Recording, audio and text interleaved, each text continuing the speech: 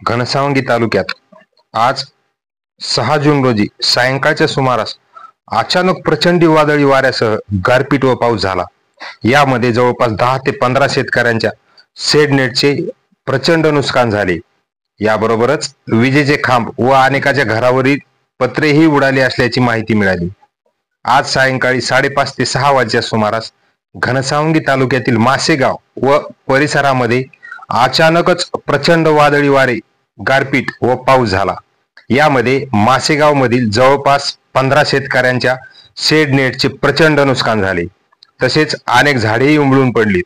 याबरोबरच विजेचे खांबही कोसळलेत, अनेकांच्या घरावरील पत्रेही उडालीत अशी माहिती मिळाली।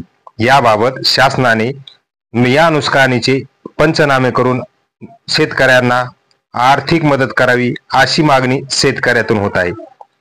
या वादळी वाऱ्यामध्ये शिवाजी आसाराम आनंदे, सुरेश त्रिंबक आनंदे, कैलास ज्ञानोबा आनंदे, किशोर जनार्दन आनंदे, रामनाथ जनार्दन आनंदे, विष्णू भगवान आनंदे, राहुल दत्ता आनंदे, दशरथ परमेश्वर आनंदे, मोहन मुरलीधर आनंदे, दत्ता विश्वनाथ आनंदे, सिद्धेश्वर अशोक आनंदे, हनुमंत आसाराम आनंदे, भागवत सुधाकर आनंदे आदी शेतकऱ्यांच्या शेड नेटचे मोठ्या प्रमाणात नुकसान झाले असल्याची माहिती मिळाली।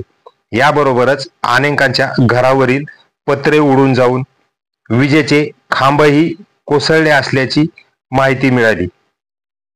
यामध्ये या शेतकऱ्यांचे फार मोठे नुकसान झाले आहे, म्हणून शासनाने तात्काळ पंचनामे करून नुकसान भरपाई देण्याची मागणी मासेगाव येथील शेतकऱ्यांनी केली आहे।